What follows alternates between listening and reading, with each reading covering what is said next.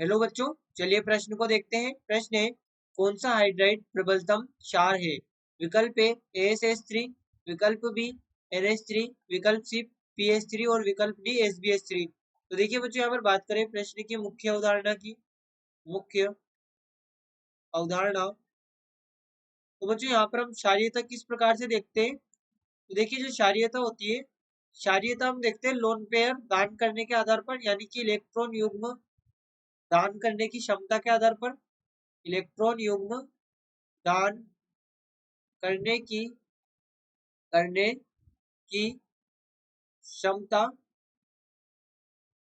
जितनी अधिक होगी, जितनी अधिक होगी, वहीं पर जो है यहाँ पर क्षारीयता जो होगी वो उतनी ही अधिक होगी।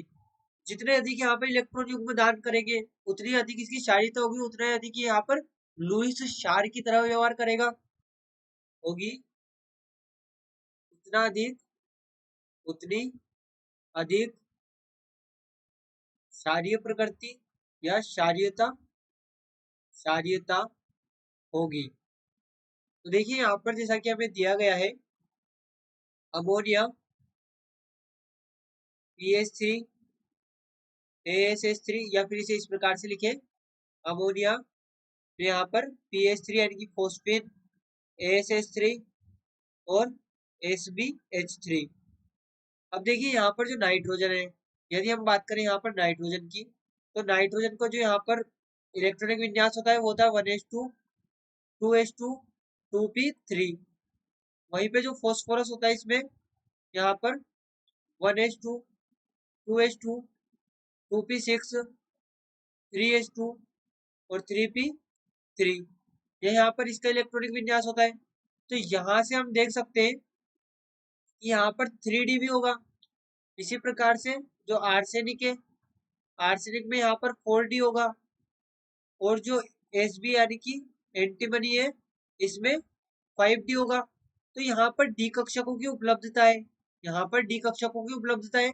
लेकिन जो यहाँ पर नाइट्रोजन है, नाइट्रोजन में भी लोन पेयर है, लोन पेयर इनके सबके पास है।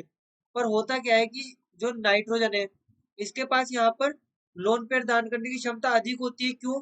क्योंकि इसके पास डी ऑर्बिटल है नहीं। और यहाँ पे जो फॉस्फोरस, आर्सेनिक और एंटीमनी है, इनके पास क्या होता है कि डी कक्षकों की उपलब्धता होती है, डी कक्षक होते हैं। अब डी कक्षक होते हैं तो ये क्या करते हैं कि लोन पेयर ग्रहण करने की प्रवृत्ति भी ये दर्शाते हैं। ये यहाँ पर लोन पेयर को ग्रहण करने की प्रवृत्ति भी दर्शाते हैं। लेकिन जो नाइट्रोजन है, इसके पास में डी कक्षक की यहाँ पर डी कक्षक उपलब्ध नहीं होते।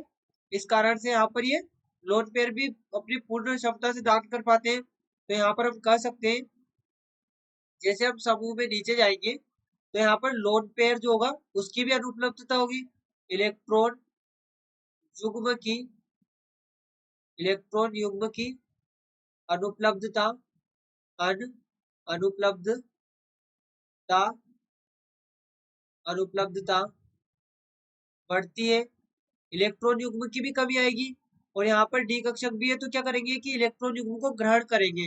इस कारण से इनकी जो क्षारीय क्षमता होगी वो घटती जाएगी। नीचे जाने पर जब हम ग्रुप में नीचे जाएंगे तो क्षारीय क्षमता घटेगी। तो यहाँ पर जो क्रम होता है वो होता है NH3 PH3 ASH3 और SBH3।